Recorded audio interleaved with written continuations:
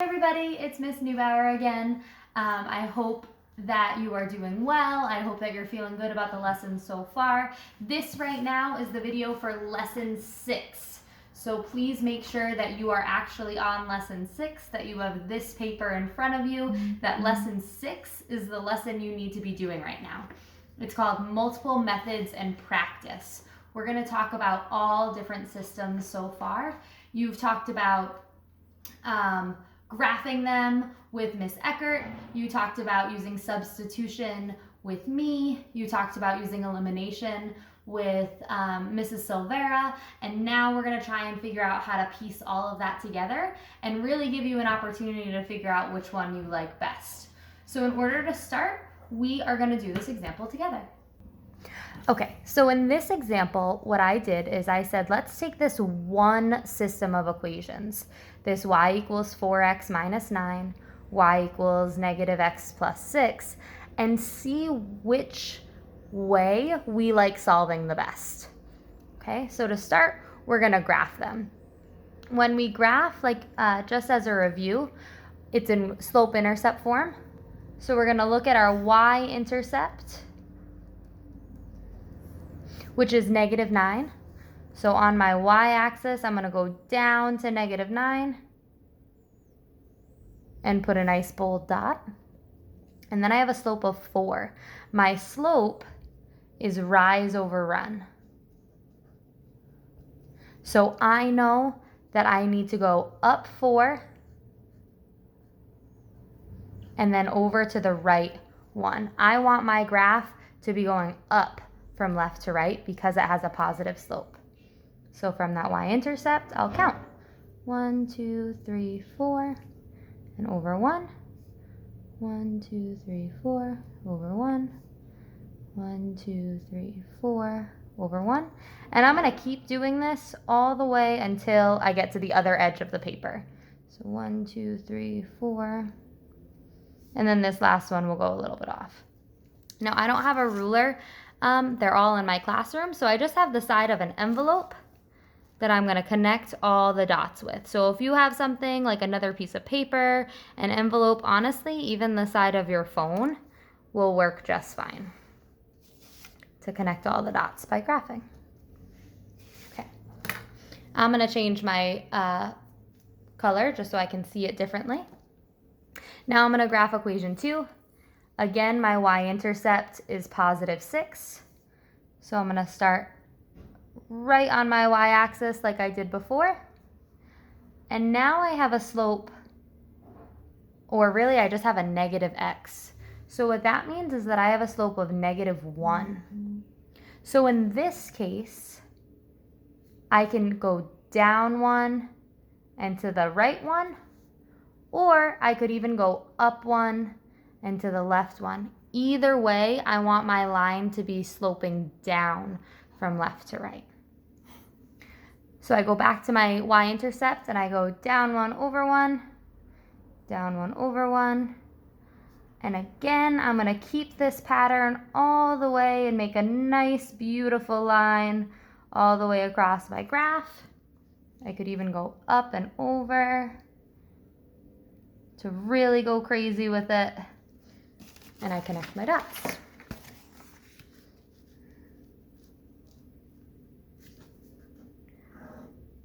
Bam. And remember, when I'm graphing a system, I'm looking for the point where they cross each other, which is right there at the point positive 3, positive 3. So my solution here is 3, 3. Now, when we solve the problem using substitution and when we solve the problem using elimination, we should still get that answer. That 3 is the solution to the system, no matter which method you use. Okay, so now to solve using substitution, we're going to use what we looked at in lesson 4.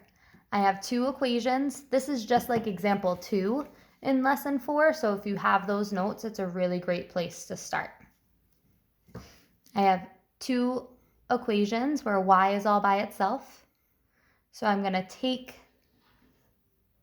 that 4x minus 9 because I know that that is another way to call y. It's just another name for it. If those two things are equal, then we can just replace it for the y in that second equation.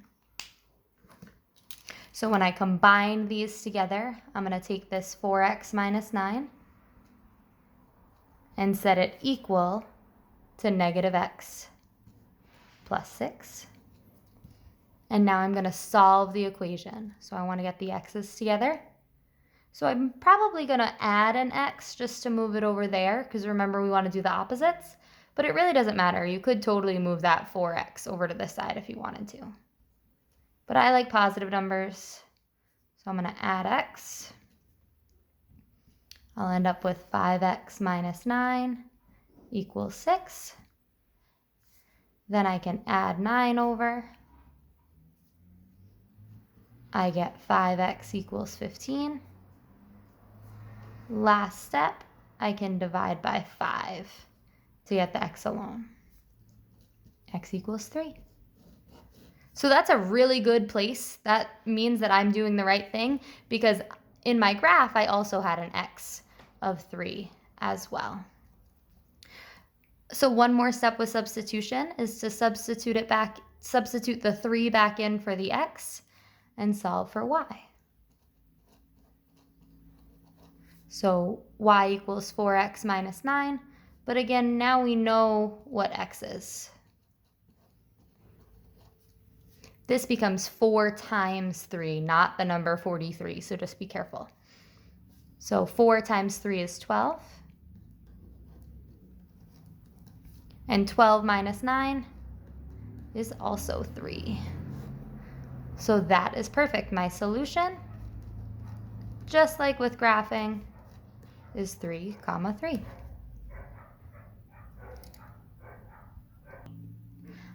All right, so now the last method that we're going to talk about is solving the system using elimination. Mrs. Silvera taught this to you yesterday, so if you have those notes, that's a great place to start. With elimination, we want to make sure that we have inverse coefficients. So if I have a 4x, I'm going to want a negative 4x down here, and I don't really have that.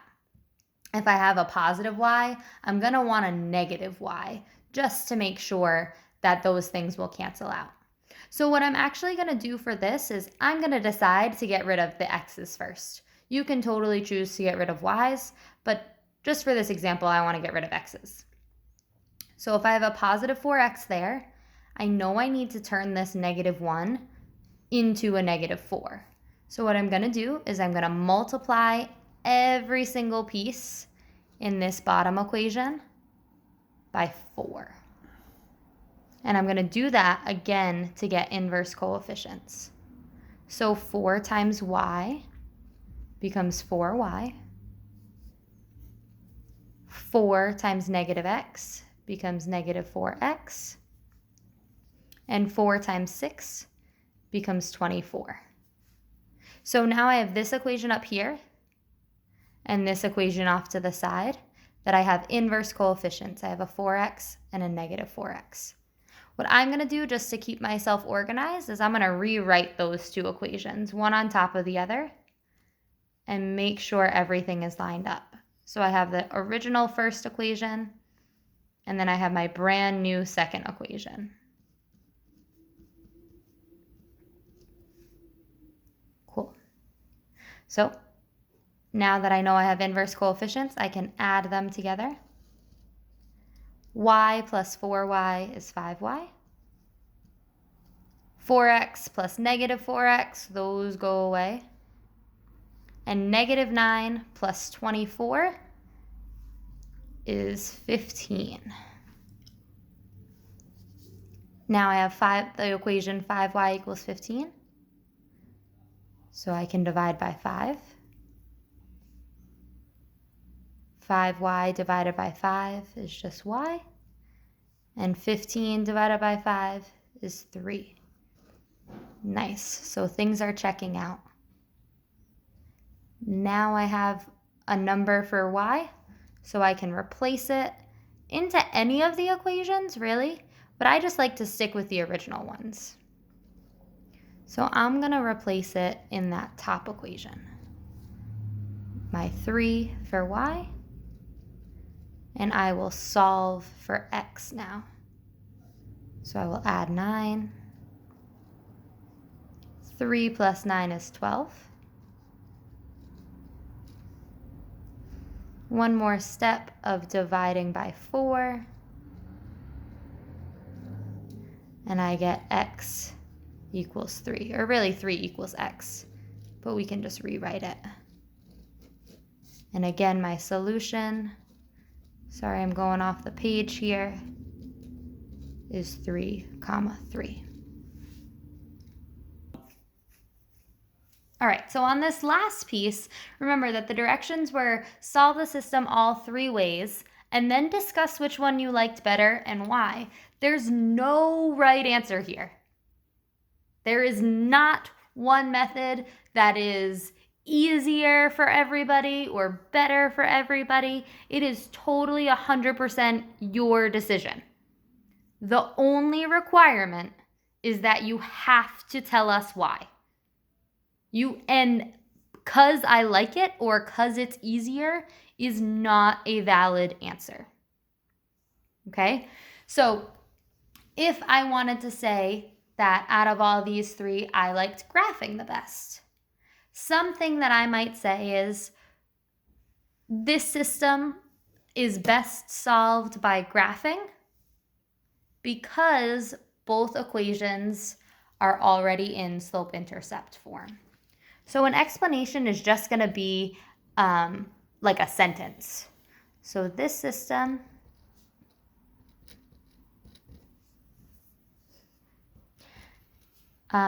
is best solved by graphing. And the key word here is because. Because both equations are in slope-intercept form.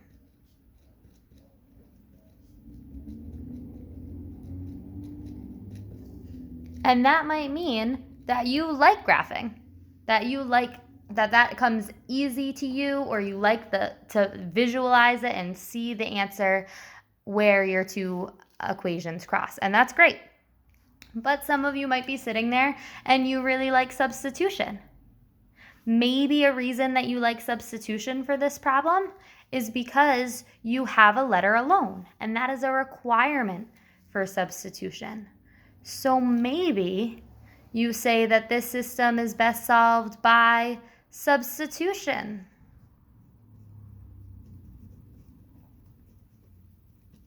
Because the equation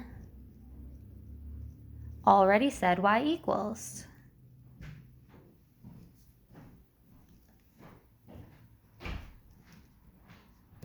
That would be a great explanation. And I'm just giving you examples of them. These aren't, like, you can still have your own voice. You don't have to use exactly my words. In fact, I would prefer if you didn't. And then lastly, maybe some of you are sitting there like, elimination makes the most sense to me. So then you say the system is best solved by elimination because, and whatever your reasoning is here, I might say because I like to multiply and it was easy for me to get inverse coefficients, or I understand how to get inverse coefficients the best. Maybe you like writing equivalent equations, and that's awesome. So this system is best solved by elimination because getting inverse coefficients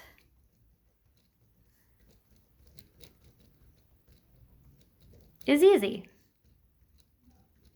And that might be true for you, but it could be true for somebody. It could not be true for somebody else. So just make sure that you are giving a valid reason that's true to yourself. So what I want you guys to do on the back of this paper is tell me for each of these 4 equations which method you would choose, and your why. Then down here, I just want you to pick any two that you want, and solve them using whatever method you like. If you like to graph, there's a graph here for you. If you like elimination or substitution better, you can totally use this space to do so. Okay, so hopefully you just took a shot at giving examples and reasons as to why you would pick a certain solving method for each system, and then you tried some. So now here is the point where we can get creative. So we have a little project for you to do. It's pretty short, so don't get super stressed out. It won't take you a very long time, but just make sure that you understand what's going on. So the prompt is that you had a dream that you found buried treasure. And in your dream, you pictured a map of where to find that buried treasure. So when you woke up, when you wake up from a dream and you're like pretty groggy, still not really sure if you're in the dream or not, you saw that graph in your head, but you could only express it with math. You could only tell other people through equations, inequalities, and a point. And so what you're going to try and do in this project is recreate that treasure map. Okay, so it sounds a little funky, but there are directions right here for you. Okay, so you're going to design and color, have some fun with it, a treasure map on graph paper. That's in this packet, so don't worry about needing to have it at home. You're going to start by picking a point where you want your treasure buried. It doesn't matter where it is, but it can be anywhere you want on your graph. So if I look at my graph right here, I have my coordinate plane, just to make it a little bit darker for y'all.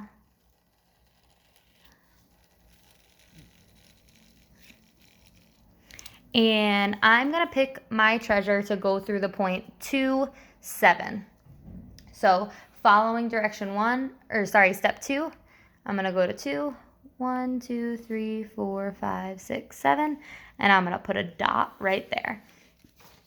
Okay, so that's literally part 2. Pick a point on the graph where the treasure is buried. My point is 2, 7. So I'm going to write that right in here, or really I'm going to write it up here on my example. Please, you have an entire graph paper. Don't pick the 0.27. Be a little more creative. Pick your 2 favorite numbers. Pick a negative number and a positive number. Pick 2 negative numbers. Whatever you want to do, but please don't pick 2, 7. That's lame. All right, part 3. You're going to write a system of 2 linear equations. So basically, what you're going to do is you're going to draw 2 lines that cross at that point. Okay, so if I go back to my graph, I'm going to take my ruler or my straight edge or any type I want, and I'm going to draw some lines. It might also help to pick a y-intercept too.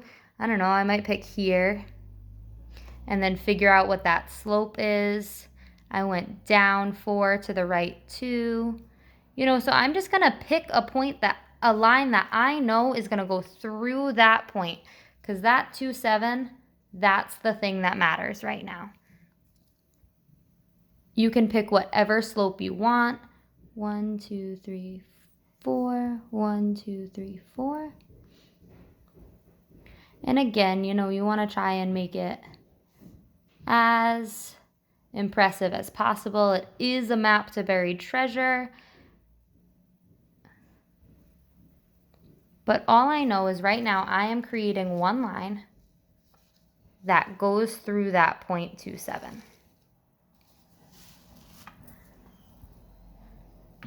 Okay, and just like you did with Miss Eckert, you are going to write the equation of that line. So I'm going to write it in y-intercept form. So I have y equals mx plus b. My y-intercept is at 1, 2, 3. So my b is 3. And my slope is up 4 over 2. So 4 over 2, which I'm actually going to simplify to just 2. So my slope is 2. and my y-intercept is 3. So that is one equation. For it to be a system, we need 2 equations. So I go back and I pick any other line, any other slope that I want. It does not matter.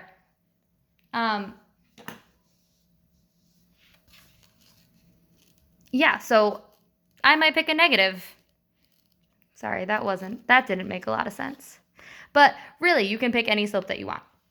So for this one, I don't know, another favorite number of mine is 5. So I might go from this point, I might go up 5. 1, 2, 3, 4, 5. But then to spice it up, I'm going to go to the left. So I'm going to have a negative slope this time. 1, 2, 3, 4, 5. And I can go the opposite way from the point 2. 1, 2, 3, 4, 5. 1, 2, 3, 4, 5. Okay, so I made this other amazing line that again goes through that point 2, 7. And I make it look really good on my graph with a whole bunch of dots and a nice big X because we want that X to mark the spot. So now I have to figure out what equation that is. So I'm going to count all the way up to my y-intercept. 3, 4, 5, 6, 7, 8, 9, 10, 11, 12, 13, 14, 15, 16, 17. So my y-intercept this time is 17. And I have a negative 5x slope. Again, mx plus b. Sorry, a negative 5 slope and a positive 17 y-intercept. All right, so I just completed part 3. I wrote my system of equations that meet at that point.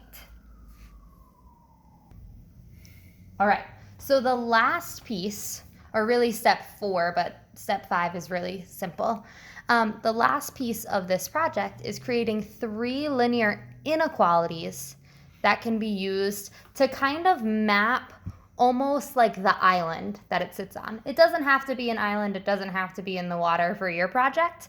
But the space that your X is going to sit on, the space that or in this case, my 2, 7 is going to sit on.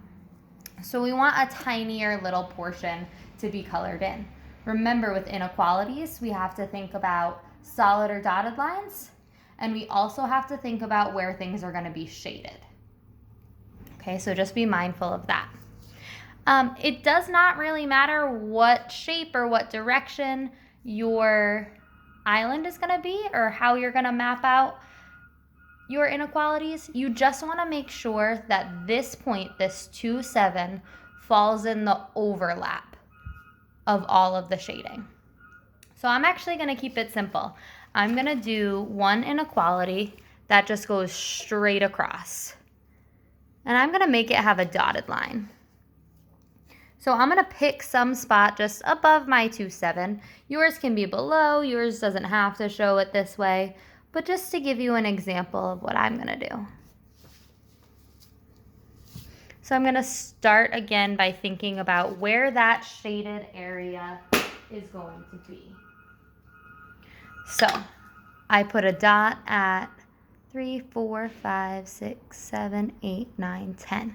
So my y-intercept is 10, and I have a horizontal line. So that means X is changing. I can move left and right, but I didn't move up and down at all. So my equation just has a y in it. So for my equation for my inequality, I have a y, and I know it is just going to have the number 10. Now I have to think about what symbol I'm going to use.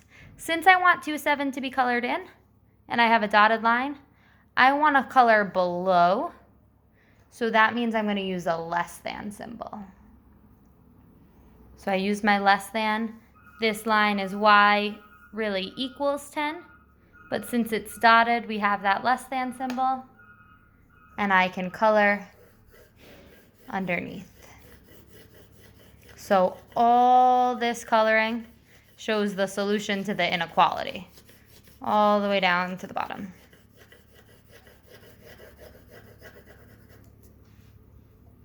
All right, Now I have that mapped in one color. I need it to be mapped in 3 different colors.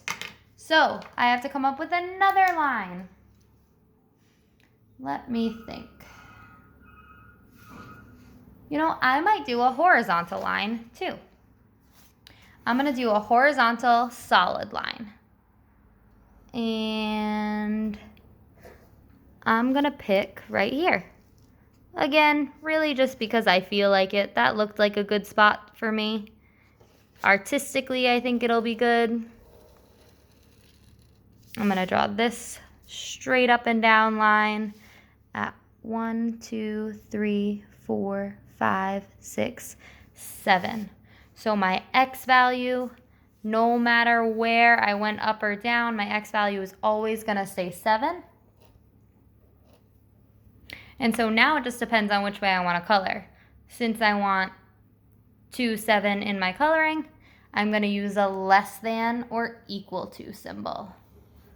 Less than or equal to. So I want to color in all the shading that is to the left of the line.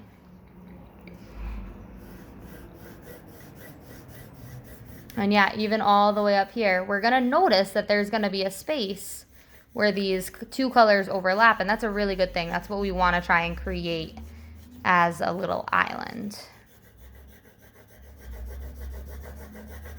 Okay, so notice that from here and here down, I have 2 different colors, right? So my 2, 7 is in both of the colors. When I now make this 3rd line, I want to make sure it shows 3 colors.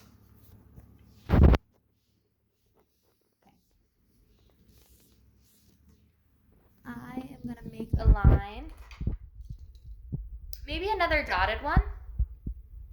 And I think I want my kind of area that it sits in to be like a triangle. So I'm thinking I might do something like here to draw a line. But if you wanted it to be a smaller triangle, you could go here. If you just wanted it to be a really long box, you could make it have other horizontal or vertical lines. It's totally your choice. But I'm gonna go with a cool triangle, I think. So I'm gonna pick a point to work from. Let's go here. I don't know why I picked that, I just did. But I just picked the point 1, 2, 3, 4, 5, 6, 7, 8, 9, 10. I just picked the point 0, negative 10. And I'll keep it simple. I will do a slope of just 1 or negative 1.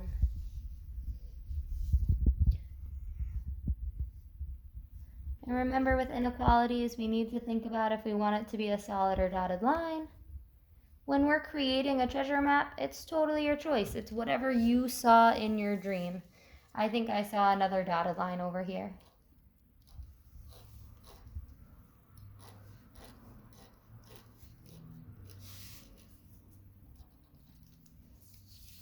So that is my 3rd inequality. And since it's a diagonal, I have a slope-intercept form again. So this one is going to have a y equals negative 1, x minus 10. But instead of that equal sign, because we're talking about inequalities, and I'm shading above, it is a greater than symbol. So last set of coloring. Anything above this line works. So yes, it's going to overlap with that blue over there. But ultimately, there's going to be a nice little triangle right in this space where all 3 colors are hidden. So if I gave this to one of my friends and I said, hey, I found buried treasure, use this map and go and find it, they would know that this is the area that they're looking for. Just one last thing just to go through and make it clear. I know it looks like there are a lot of lines on this paper, so it might be beneficial to label them. So my first line that I drew was this one right here, this diagonal. So I might throw a little 1 next to it just to make sure I keep myself organized. My second line that marked X marks the spot was this one that I drew in pencil. And then I have my different inequalities. That y equals 10 was y is less than 10 was number 3. That vertical line right here is number 4. And finally, this last one that I just drew was number 5. So in total, you really are just drawing 5 lines, but it's just a matter of being creative and thinking through the inequalities and equations that you're going to draw. So sometimes it's helpful to draw the lines first. But again, as always, definitely reach out if you have any questions for your teachers. I'm so excited to see what treasure maps you are going to create, and thank you for listening.